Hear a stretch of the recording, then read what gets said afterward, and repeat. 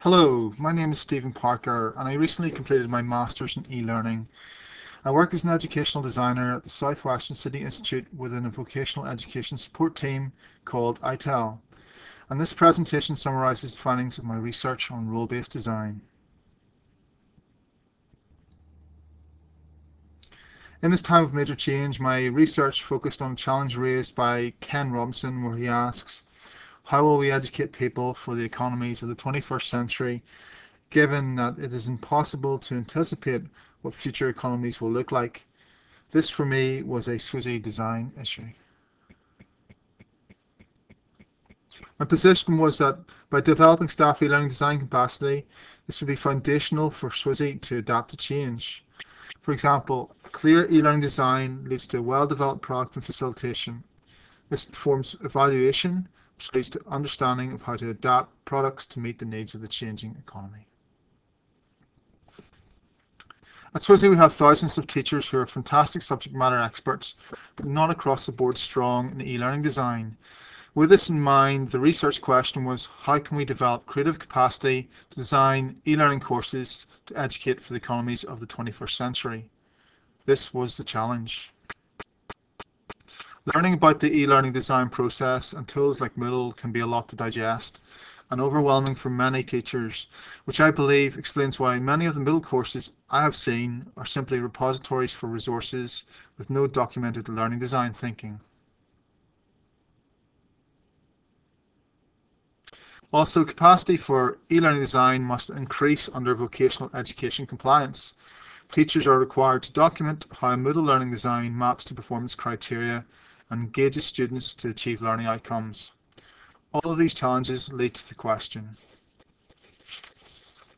how do we support teachers' e-learning design creativity?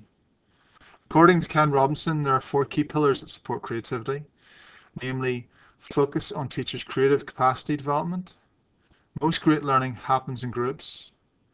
Collaboration is the stuff of growth. And if we atomize, we lose natural learning processes. Based on these pillars of creativity, the role-based design model supports teachers by developing their creative e-learning design capacity through working in teams on Moodle products and in the process learning from each other through social interaction. To guide teachers, the role-based design model chunks up the e-learning design process.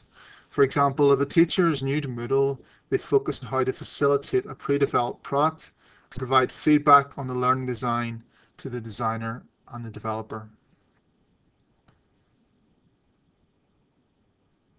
Role-based design training is mapped to the ADDIE e-learning design process, whereby the designer learns how to analyze and design topics using a learning design template. The developer learns how to edit Moodle following a template, and the facilitators learn how to facilitate using communication tools and the gradebook in Moodle. Like a team sport, the RBD model has rules that must be understood for the team to work.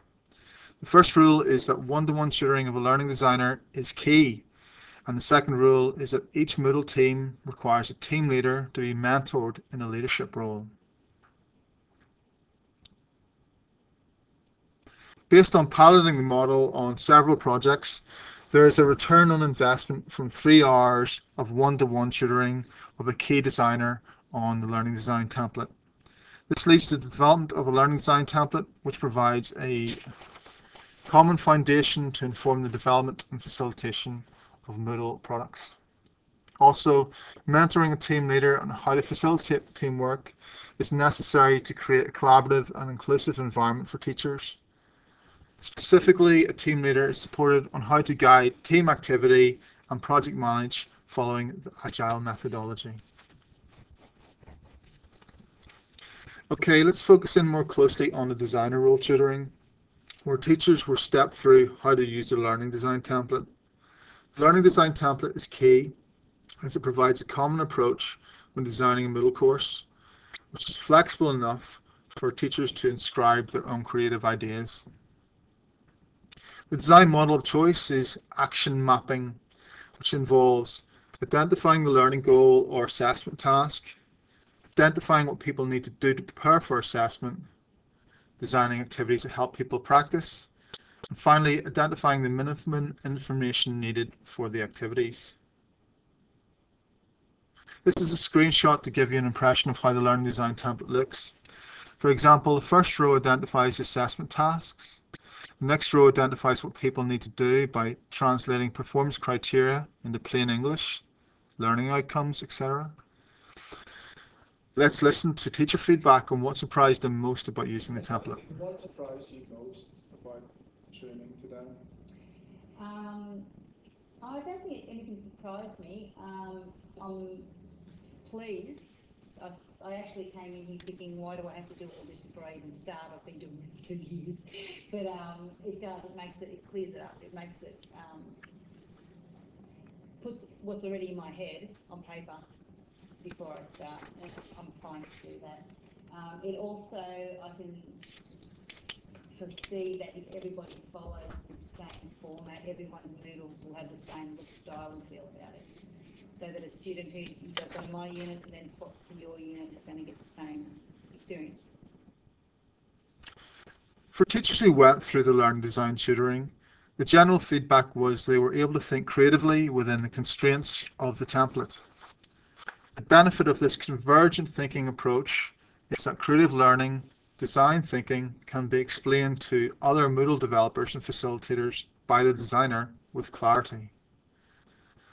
Let's now focus on the next stage, the developer role flip training that followed the designer role tutoring. Before attending a group session, teachers who had completed the learning design template for 2 topics were asked to watch videos on editing Moodle and giving editing teacher access to the Moodle course template. The Moodle course template enables the quick translation of the learning design template to Moodle as they both correlate to each other. The Moodle course template also scaffolds communication between the designer and the developers as they have common reference points to discuss their work. The benefit of teachers watching videos on how to edit the Moodle templates beforehand was valuable as face-to-face time could be spent doing the development work. Teachers with Moodle experience felt they could just get on with it, and inexperienced teachers felt reassured they could pause and replay the videos or get support from others if needed. The developer meetup led to a breakthrough in communication on learning design, i.e. teachers started critiquing each other's work as they had the common framework of the learning design template and Moodle template in their minds. Let's look at an example of a prototype product developed using the Moodle template.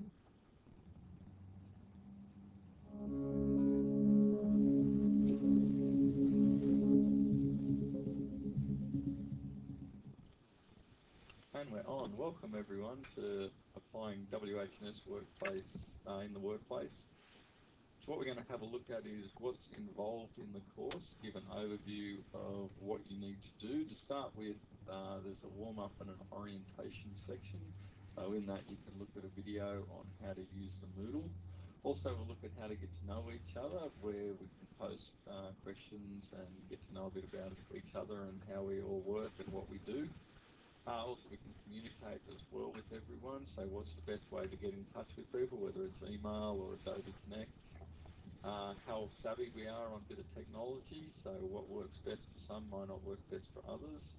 Also, you can get Moodle help, so you can look at the student links and go on there and get help to go through the Moodle and make sure you're more up to speed with using that, because that's what we're going to be using, obviously.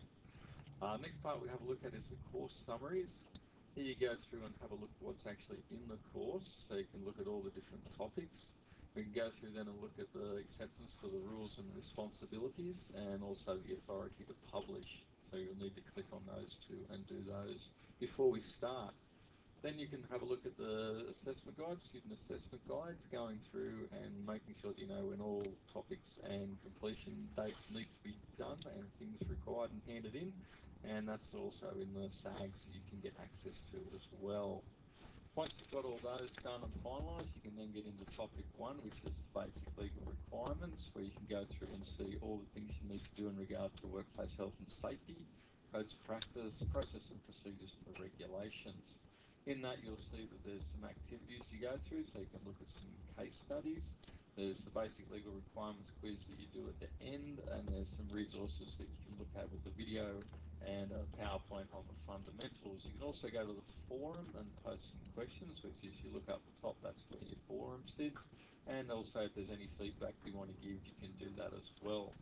There's 9 topics, as I said. Once you go through and do all those 9 topics, then you'll be able to do your final assessment. Now you can see that those 9 quizzes that turn up there will be all completed, and then your final theory exam is able to be accessed. Once you finish that theory exam and everything's completed, you'll then be deemed competent in this subject.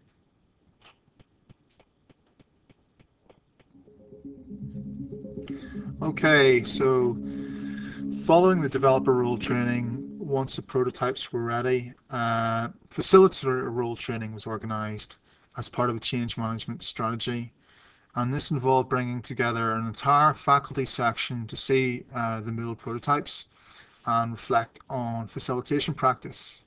The training was very focused on understanding the learning design and how to use basic Moodle tools for communication and assessment. For examples, facilitators learn how to use the Moodle calendar and forums and induct learners. Facilitator role training is focused on learning through doing, and each teacher is given a group to enroll their students into following training. Facilitators also learn how to use teacher notes, a hidden section in the Moodle course for team communication. Culturally, facilitator role training aims to establish a workflow of continual prototyping based on feedback, whereby the designer creates the learning design, the developer develops the prototype topics, and the prototype topics are made available to facilitators to pilot with students. Okay, let's revisit the second insertion of the role-based design model, namely mentoring team leaders is critical for the model to work. Team leaders engage the hearts and minds of teachers to participate in the e-learning design process.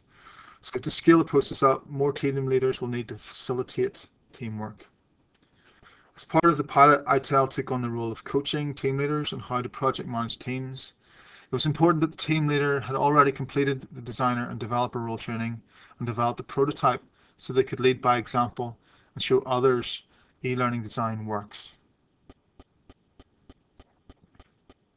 Team leader coaching covered how to coordinate role-based training and manage project logistics and reporting based on agile thinking.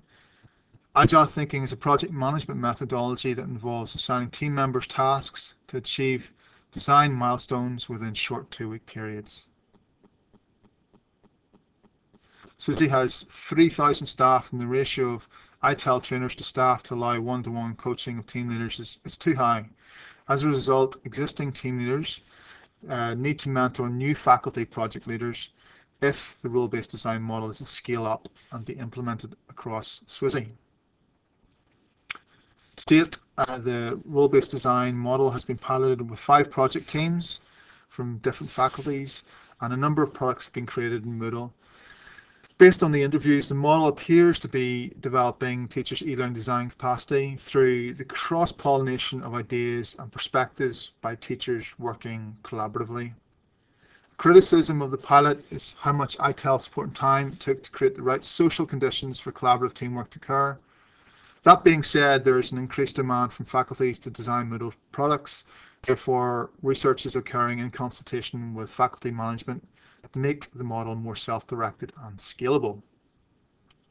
A key strategy to scale up is the gamification of training to simulate one-to-one tutoring of teachers. For example, a teacher can choose their team role, then through a combination of video tutoring, goal setting, and simulated feedback, progressively increase their skills to accumulate badges that reflect capability. To describe the idea of teaching the design process to others, I coined the word skidiagogy. Etymologically, the word design in Greek is skidio, and agogy means leading or teaching. Therefore, the word skidiagogy to describe teaching the learning design process to others is appropriate. In summary, role-based design is a social learning model which empowers teachers to share design knowledge and create products collaboratively. I believe this requires a shift in thinking whereby educational designers like myself become more of an enabler and adopt a skidiagogical approach to lead and teach the design process to others. This, I believe, will strengthen SWSi's organisational capacity to respond to challenges through being able to identify staff with e-learning design skill sets who can quickly form design teams in response to the challenge of educating for the economies of the 21st century. References to my published paper with the interviews and quantitative data in relation to this paper can be found here.